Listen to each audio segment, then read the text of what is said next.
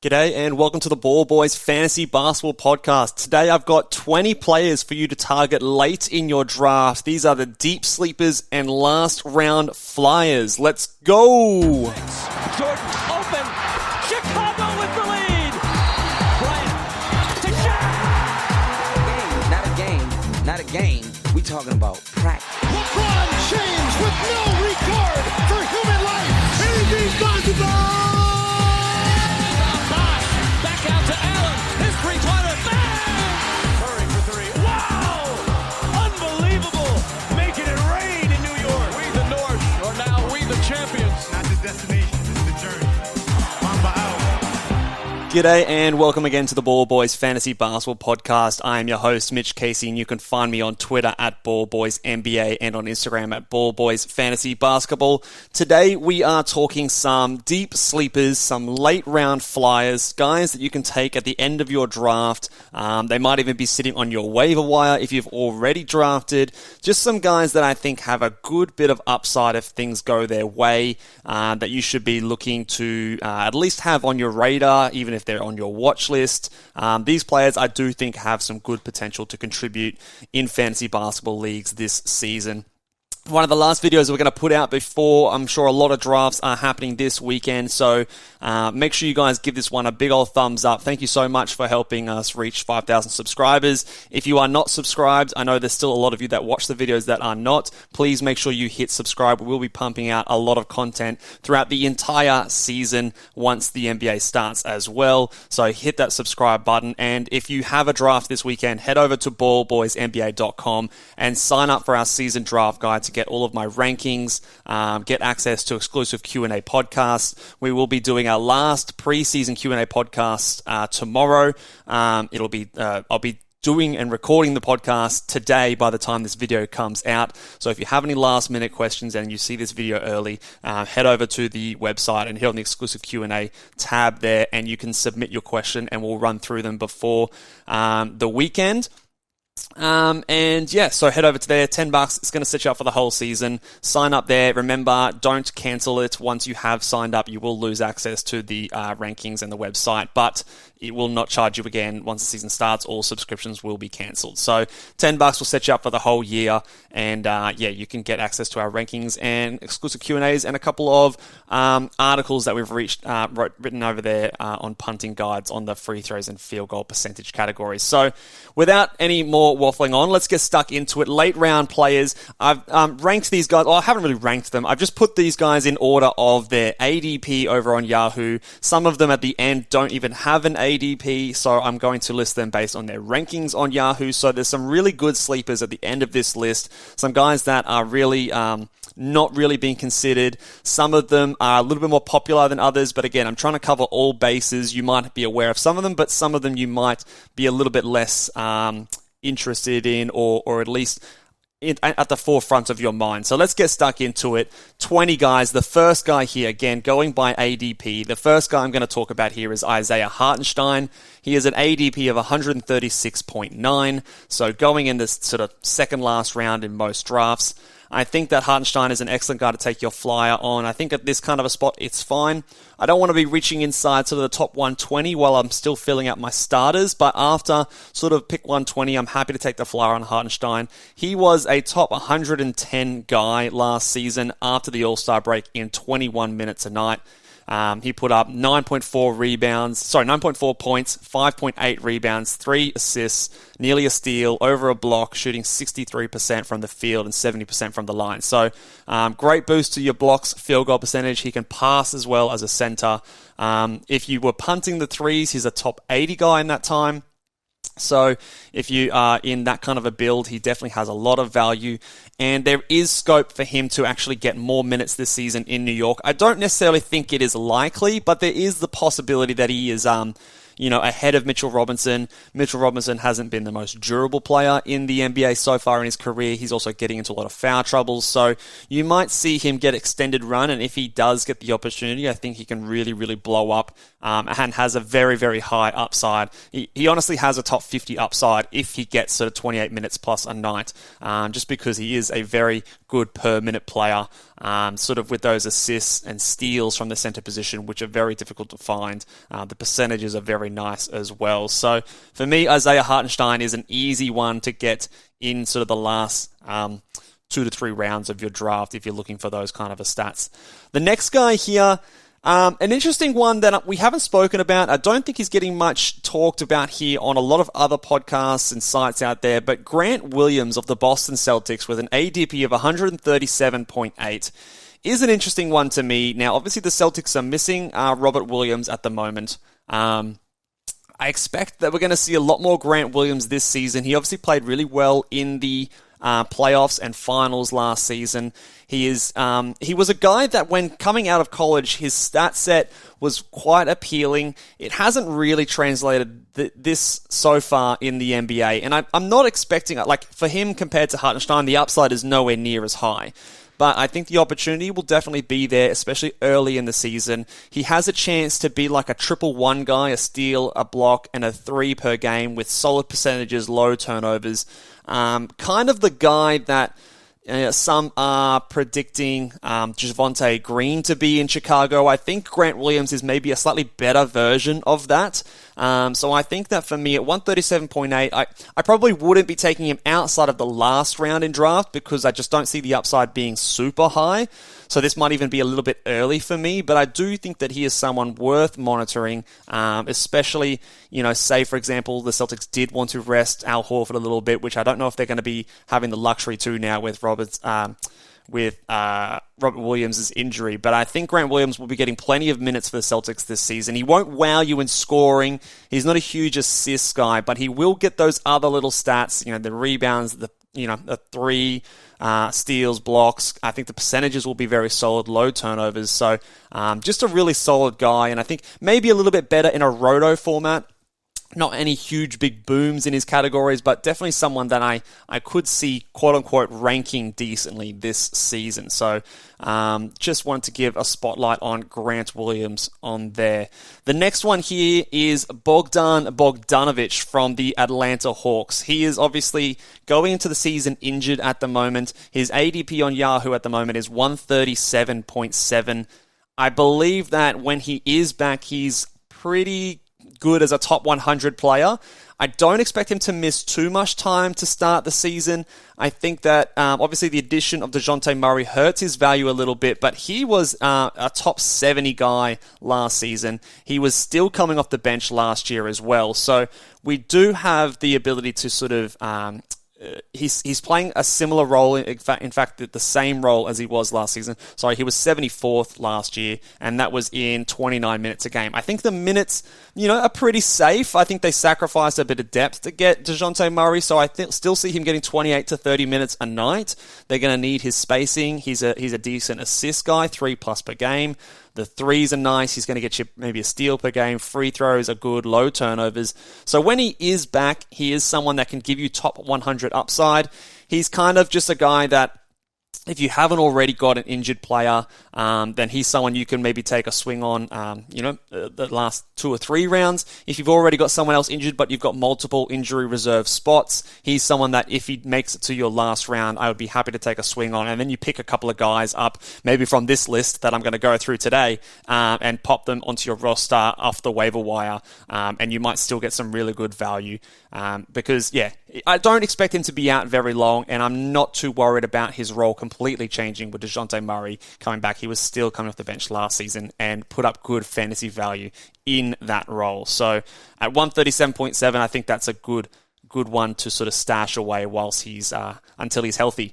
Number 4 here, guys, at 138.2 is Patrick Beverley. Patrick Beverley obviously has been traded to the Lakers. He is someone who I expect to be getting decent minutes at the Lakers. He's a better fit as their sort of starting point guard, shooting guard than like a Russell Westbrook. They might even start both of them together. I think next to LeBron, they're going to need his sort of He's exactly what they need over the Lakers. They need a guy who's just going to come in and play defense, facilitate a little bit, shoot a little bit. He's not going to wow you in scoring, but he's going to give you good rebounds for a guard, great steals, good blocks for a point guard. The threes will be decent. The field goal percentage will be rough, but he won't shoot a lot of shots. The low points won't be ideal, but he's just the kind of guy to get those sort of defensive stats and threes and a little bit of assists at the end of drafts. And I think that at 138.2, he's definitely someone who has a bit more upside than that. He's not crazy high in upside, but in terms of his per-minute production, he is better than this. He is someone that beat this number in like 25 minutes a night last year. So I do think that he is, whilst not your typical late-round flyer as like a young guy who could completely break out, I just think that the position that he's in and the role that he's going to be asked to play, he does have upside. So last year he was the 104th ranked player in just 25 minutes per night. So if you can get him in your last round, well, there's 50 spots of value, and he has upside to go higher. So if he's playing 28, 30 minutes a night, if Russell Westbrook does get shut down or traded, then there's some real upside there. For him to sort of be a top 90, top 85 guy. And I think that that's sort of all you can really ask for with these last round flyers. So Patrick Beverley, the older late round flyer on this list. The next guy here I'm going to talk about here at number 5 is Kelly Oubre Jr., ADP of 138.4. Again, with the news of LaMelo Ball's going down with his ankle injury, he's going to miss the first 2 to 3 weeks of the season. I believe that we're probably not going to see a direct replacement at point guard. You'll probably see Terry Rozier slot in there as the point guard, and then you might see Kelly Oubre come in off the bench, is my prediction. Either that or a Cody Martin, but I think I'd bet on Kelly Oubre at the moment. So I think either way, he's going to get a decent load in minutes. He's going to put up points. He's going to put up threes. He has the potential for some decent steals as well. The percentages are pretty rough. And he's not going to give you a lot in the way of assists or blocks or rebounds. So he's very much, he does what he does, but I think that he's going to have more of an opportunity to get that high usage that he needs, especially early on in the season. He might be a guy that you don't necessarily hold for very long once LaMelo Ball is back, but I think he has slightly elevated value to start the season. So maybe a lower upside compared to some of these other guys on the list, but I think the role for him is going to be very, very steady and strong to start the season. So if you need some points, threes, late in the draft, I think that he is probably one of the better options that will be on the board late at an ADP of 138.4. The next guy here is, again, in that similar kind of mold, maybe a little bit better in terms of his percentages, Chris Duarte at 138.8. It looks like he's going to be the starter alongside with Buddy Hield. I think that, again, he's not the highest upside guy. Even though he's a second-year player, he's older.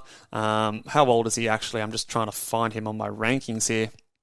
So he's 25 already, so I'm not expecting him to massively improve from last season, but we should see a small step forward. He was the 178th ranked player last year in 28 minutes per night. I think that those minutes will go up to around 30 now, and you should see the field goal percentage start to improve from his 43% last year. Is usually the biggest thing that changes with guys going to their second year. You might see some more threes and some more assist opportunities as well, but he's just going to be solid. Low turnovers, should get you a steal per game. Free throw percentage will be solid. So he might not give you those peaks in a lot of categories, but he is going to be a sort of steady across the board contributor. And I think that, again, his role will be very secure in Indiana, and they'll be looking to get him rolling a bit more as one of their younger players. Even though, again, I said he is 25, so I'm not expecting a huge breakout from Chris Duarte. But definitely in the last couple of rounds, I think he's fine to sort of take a swing on. The next guy here is everybody's favorite, and he used to be the guy that I really liked, but I've cooled quite a bit on him. At 7, Alexei Pokusevski, ADP of 139.1.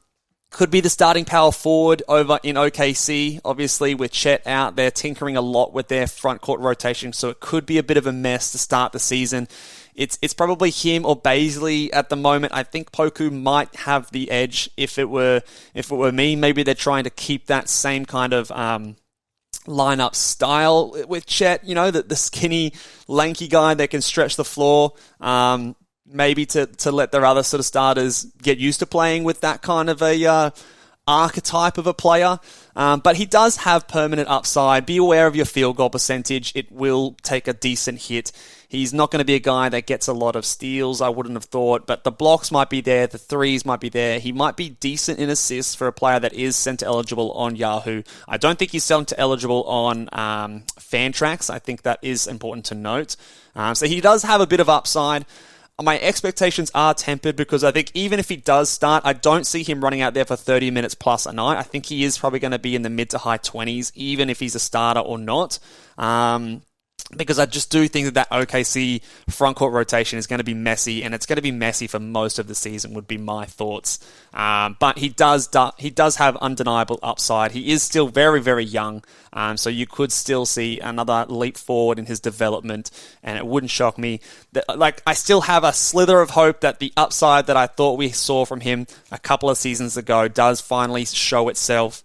Like I said, he's still very young, so the upside is there, and he's definitely someone that if you need what he does, if you need a late center in a punt field goal percentage build, you could do worse than grabbing Alexei with your last pick and sort of crossing your fingers hoping for the best. So at 139, he is definitely on your radar as a late round pick. As there's this guy, Jalen Duren, my late round flyer. Jalen Duren is a guy that I really liked this season before the draft. I thought it was a steal for Detroit to get him where they did. I thought it was criminal that the Charlotte Hornets got him and then traded him only to select Mark Williams, who I think is just a worse version of Jalen Duren. The good news for Duren, at least, is that Marvin Bagley has gone down with an injury. I think it's a bone bruise and MCL sprain, so he'll miss about a month of action. That might be enough time for Duren to get in there and show the Detroit Pistons what he's got. I expect him to come off the bench behind an Isaiah Stewart, but it wouldn't shock me if he is just better than Isaiah Stewart. They're going to experiment with Stewart playing a bit at the 4 at times, so you could see Duren getting minutes in the low 20s, and he could be good enough to be worthwhile in that amount of time. He's going to be excellent at rebounds and blocks and field goal percentage, the traditional big man stats. It's just whether or not the minutes that he gets is worthwhile enough to select at that point. So he's definitely only a last round pick for me. I wouldn't go any earlier than that because there's a pretty decent chance that he's just not going to get enough minutes early on. And I wouldn't have super long leash with him, but I would just maybe watch the first few games and see how much of a run he's getting, seeing how he's looking like in proper NBA action, because if he was to get 25 plus a night, he could be very, very valuable in those traditional big man stats. So the opportunity there, I think, is better for Duren than it was maybe a couple of weeks ago with the injury to Bagley. And I think there is upside there. Someone who I do like long-term as well. At number 9 here, a guy that I drafted in the Locked On Fantasy Basketball with my last round pick, Immanuel Quickley at 140.8. I just think that he's a really good player. I think that he has a good fantasy stat set in terms of threes, free throw percentage, points, assists. We saw flashes of what he could do down the stretch last season. He was putting up big numbers. The assists were actually pretty surprising. The arrival of Brunson does cast a bit of a shadow over that opportunity. But again, they've still got players like Evan Fournier out there starting. At the moment, you've got who's their other guy? A couple of guys down with injuries. I'm forgetting the name, but anyway, he's a guy that they've said, the coaches said they're going to try and get him more minutes. He's probably going to be like their 6th man kind of a role. I see that there is opportunity, especially if there's injuries or something like that, or Evan Fournier is just finally just moved to the side and played at a minor role, that quickly could get in there. And again, if you are punting blocks or punting field goal percentage or both, he does have enough upside and value to put up decent enough value in limited minutes. But he could easily be a top 100 player if given the opportunity. So for me, Immanuel Quickley is someone, like I said, I walked the walk. I drafted him in the Locked On Fantasy Basketball with my last pick, and I think he's a decent flyer to take if it fits your build. Number 10 here is a player that I don't know if this ADP is actually reflective of where he's going in drafts right now. It's Kelly Olynyk here. This might still be affected by the fact that he wasn't on the Utah Jazz until a couple of weeks ago, so perhaps he won't be available on your last couple of picks, but I would be very comfortable drafting him as a part of my starting team, so inside the top 120. So as a 10th round selection, I think Kelly Olynyk will be given the opportunity this season. It looks like they're going to be starting with Olynyk, Markelle, and Vanderbilt as their sort of starting front court. So very useful as a center in punt field goal percentage builds. He can give you good assists and steals and threes from that position, which can be extremely valuable. So I'm not necessarily sure if this role is something that keeps up for the entire season, just because of the Jazz and, the tanking that I expect them to be doing down the stretch and the tinkering with all their lineups and young guys. You've got Walker Kessler there who might be getting more minutes as the season goes on. But at the moment, Olynyk looks like he's going to be starting and playing decent minutes, and he is a good fantasy permanent producer. So definitely someone that I would be taking. Probably is the, of all the names I'm going to say today, probably the one that I would be taking the earliest. I feel the most confident, and he has the maybe one of the higher upsides. So his ADP puts him in this video, but you might not actually see him getting that late in a lot of drafts. But happy to take him in the 10th round as sort of your last starter on your team, especially if it fits what you're looking for. At number 11, 141.4, Desunnmu. He has been named as the starting point guard for the Chicago Bulls while Lonzo Ball is out, and that could be a long time. It could be the entire season. So Desunnmu is someone that definitely I'm happy to be taking with my last few rounds.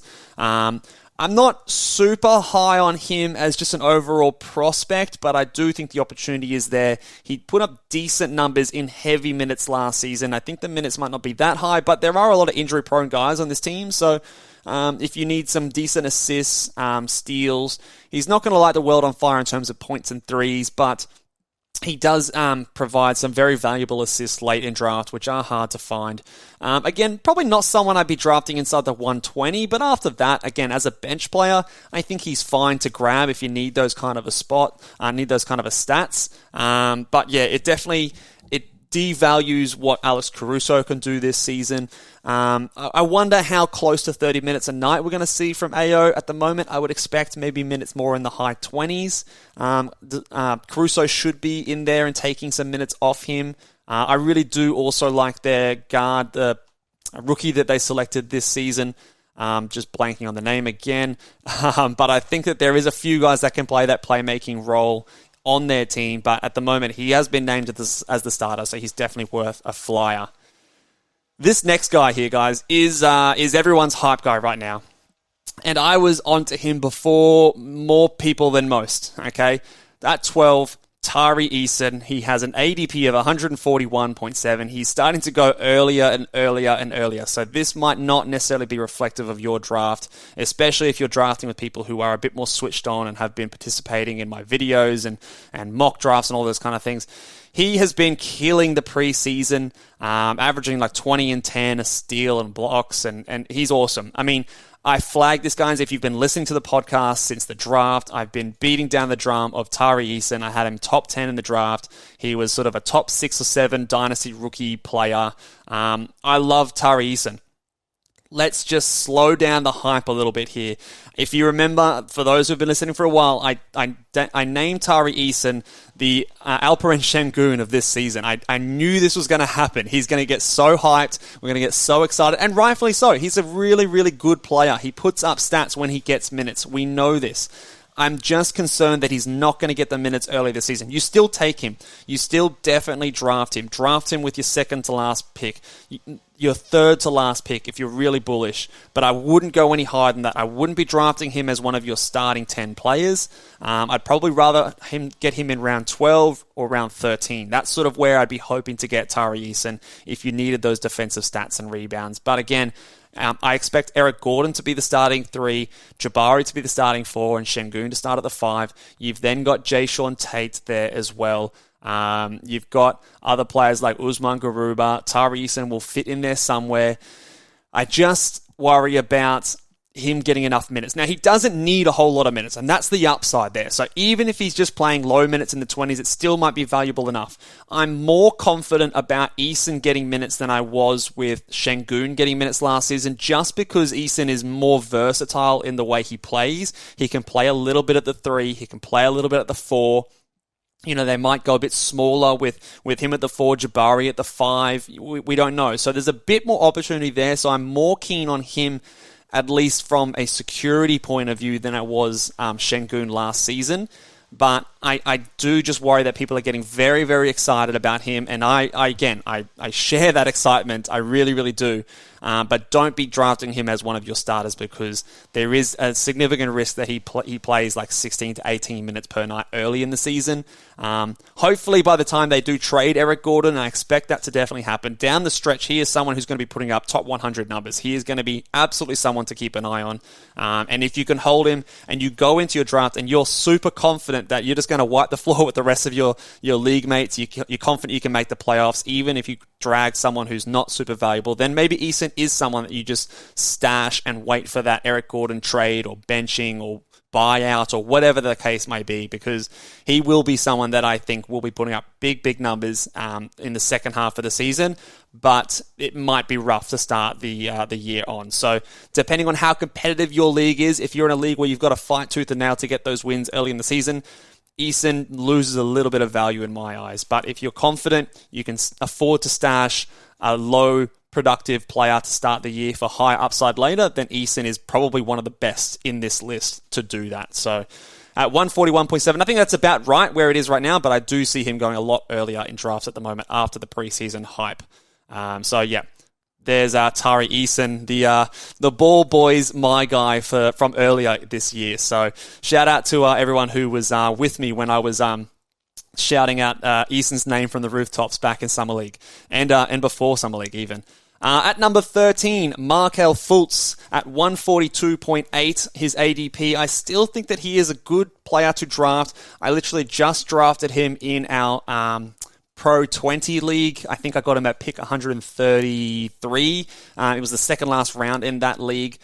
I think that there's a chance he doesn't miss too much time. There's footage of him training without a boot or anything on at the moment. He might still miss, the first week or two of the season, but you've got Jalen Suggs, who's also gone down with an injury. Harris is still out with an injury, so he might beat those guys back to the court, and when he does, I do expect him to sort of make that starting lineup, be the guy that can give you some good assists and steals with decent percentages.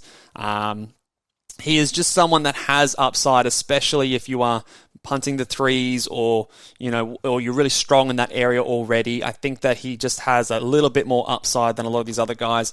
Again, similar to like our Bogdanovic that we spoke about earlier, maybe a little bit riskier than him, but a similar kind of timeline in my opinion. Maybe he even beats Bogdan back to the court, but has higher assist upside, which is definitely very valuable. I think he means a lot to the team, and I think they will be prioritizing him over someone like a Cole Anthony when he is back and up to speed. It's only a fractured toe. It's not like a stress fracture in the foot or anything like that. I don't think it's going to really linger on too much. It's annoying in terms of the timing of the injury. He might be a bit slow to start the season, but I do expect him to get cracking after a week or two of him being back. So I do think he does have some upside. At 14, this guy was he was the hype man before Tari Eason came along, but Santi Aldama is a player that I do believe in. I do think that he is a good player to draft late in your league. I actually paired him I handcuffed him with Jaren Jackson Jr. in the Locked On Fantasy Basketball Bowl. He was a much-needed center-eligible player for me. Again, I was punting big man stats in that team, so I needed his center eligibility. He should give me some good threes, should be pretty efficient, some decent rebounds, might get a block and a steal. The value is going to go away when Jaren Jackson Jr. comes back. It'll pretty much evaporate, but he should have decent value whilst he is out. And with the Grizzlies, we don't know how long that's going to be. That could be until the end of this year, until 2023 in January. It could just be for a month or so, but I still think that, again, if I go back to Tari Eason, if you're in a competitive league and you want to win those early weeks, he is definitely someone that can give you really good value, potentially top 100 numbers for the first month of the season. And then after that, you drop him and you move on to the next guy, you stream that position. But I do think that Santi Aldama is legit. He looks definitely like their starting power forward, and I think that's probably the right thing to do with his floor spacing. He's looked really good, killed it in Summer League, he's killing it in preseason, so I'm buying the hype. Just know that it is temporary. It's not going to last for the entire season. When Jaren Jackson does come back, he will lose his value and you will pretty much just have to drop him. These next 5 or 6 players I have here are they have no ADP data on Yahoo. They are going undrafted in lots of leagues. All of them are ranked outside the top 200 on Yahoo, so you're going to have to scroll down to find them or search their names. A couple of them, I really don't know why. I think that these first 2 are really, really good values and definitely should be drafted in your league, and I think they have some decent upside. The first guy here is Caleb Martin from the Miami Heat, not Cody Martin, Caleb Martin, his brother. He looks like he's going to be the starting power forward for the Heat. He's not going to wow you with scoring or huge assist numbers or, heaps of any one particular stat, but he'll be good across the board. He should give you a 3, steal, and a block. Again, we like those kind of guys. Decent rebounds. The efficiency will be decent as well. He's going to have some good opportunity. Maybe not the highest of upsides, but still someone that could comfortably beat where he's ranked and should still be maybe close to a top 100, 110 guy, top 120 at least, I would assume. And definitely someone that if he does show improvement, there's rumors about his shot looking better. The front court in Miami is very, very thin. I think that there's a few guys unnamed that are showing some promise, but I do still think that the Heat are trying to obviously win a lot of games, so they're going to be relying on him somewhat decently, and he can play minutes at both the 3 and the 4 as well, so he has good versatility to get him on the court. So I like him, ranked 215 on Yahoo, so again, scroll down to get him, but he is someone I do think is worth a last round pick. This next guy I'm getting very excited about. I drafted him in the Dynasty 30 League. I've got him in a few different leagues this year. Trey Murphy from the New Orleans Pelicans. Trey Murphy is ranked 229 on Yahoo. And this one I was really surprised that he didn't have an ADP on Yahoo. He has been on the radar for a little while. He's looking really good in preseason, shooting the ball very, very well. He's even getting some blocks and steals, but really efficient three-point shooting. He hasn't played a game with Zion, Ingram, and Valanciunas all in the same team yet, so he's had a couple of starts and played really well as a starter, but I think that that's enough. It's enough for him to push into more minutes, and I think that there's a real risk that Valanciunas or Herb Jones or one of those players loses some minutes to make way for Trey Murphy to get in there. His spacing is very, very important for this team. He's probably the biggest winner outside of Zion himself, of Zion coming back to this team, because he is someone that's going to be very important to space the court out for Zion. I don't know how much he's going to contribute in sort of those assist, steals, blocks categories, but he should be a decent enough rebounder. The percentages should be very solid, and the threes will be good, low turnovers. So, again, his upside is somewhat unknown, but just a really good player, and I think that if he gets 25-plus minutes a night, he could definitely be very valuable in fantasy leagues, and I think that from what we've seen in preseason, I'm getting more and more confident with Trey Murphy as sort of the late round pick. So definitely someone I think that should be drafted in pretty much all leagues. Maybe 10-teamers, you leave him on the waiver and just put him on your watch list. But pretty much all leagues I think should be drafting Trey Murphy, even though he has no ADP data on Yahoo.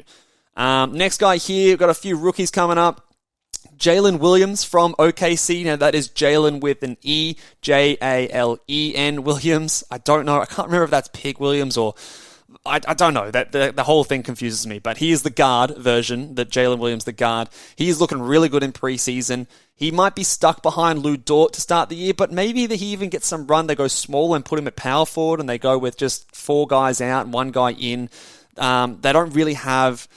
like a locked-in front court rotation. Lou Dort, maybe they try and stagger he and Shea and you get Williams out there. But I think he could easily find himself in a 25-plus minute a night role. He looks really good. He's an older rookie, so he looks like someone who can come in and contribute immediately.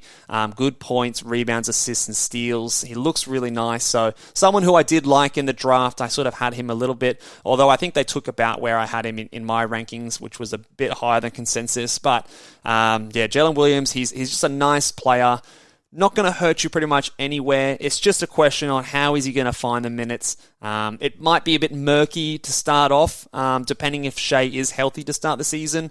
But he is someone that definitely could easily find himself in a bigger role. And once he's there, I don't think he's going to really give it up because he does look really good. And he might be the third best player on this roster, honestly. Behind Giddey and Shea, who are obviously head and shoulders above everyone else, he might be next. It might be he and Lou Dort competing for that third spot. And then whatever they want to do at center, I don't know. So yeah, Williams, I think, is someone who definitely should be on your radar. At 18... these last three guys are definitely flyers. Maybe not guys you draft in every league, but definitely should be on your watch list. In deeper leagues, you can take the flyers on. So deep leagues, absolutely. Josh Primo is a guy I'm going to highlight here. Young player. He was the youngest player in the NBA last year. Still obviously very young. Obviously the Spurs are in no rush to win many games this season, so they're going to be playing their young guys a lot. There's a lot of rumors and talk about him playing more minutes at point guard. It looks like I think Jones is going to be the guy that gets that opportunity first, but you'll see minutes of him playing at point guard as well as Tyus Jones. They don't really have many others to play that position, so I think you'll get a bit of both.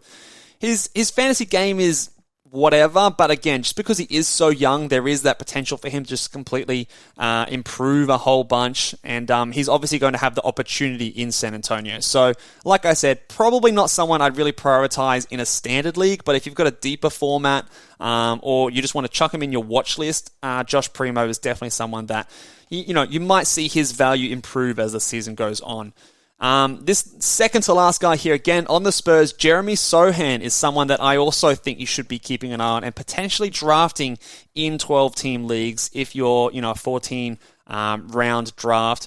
I think that he is someone who definitely has a chance. He would be my bet to start at power forward for the Spurs. I think that he is an excellent defender, very versatile. The story of the Spurs is they don't normally play lots of rookies, but I think Sochan is going to be the exception. I've been saying that for the last couple of weeks now. It looks like McDermott is going to be playing more at the 3 coming off the bench, which is really good news for Jeremey Sochan. He's not going to wow you again with scoring, but similar to guys like people I've mentioned before in terms of Caleb Martin, Grant Williams kind of mold, steals, blocks. He might have also a bit of playmaking upside, so he might get you 2 or 3 assists. The field goal percentage and the percentages might be a bit rough, so again, he's down the bottom here. I think he's someone I'm less confident on, but again, probably more so than Primo. I'm more keen on Sochan than Primo, but someone I'm definitely at least putting on my watch list and keeping an eye on him to start the season. And the last player here, I didn't think I'd be talking about this player this early, but he's looked really good, and there is an outside chance that he just forces our hand a little bit. Definitely someone I'm putting on my watch list, 100%. I don't know if I'm probably not drafting him in standard leagues. In a deep league, I'm happy to take a flyer on him, but Shaedon Sharpe of the Portland Trailblazers has looked really good in the playoffs, and I think that there is a spot in that lineup for him to get decent minutes. They're locked in at the point guard. Obviously, Damian Lillard's there. Anthony Simons is there at the 2. At power forward, you've got Jeremy Grant. At center, you've got Nurkic. But at the 3, you've only got, there's not many good players there. There's Nazir Little.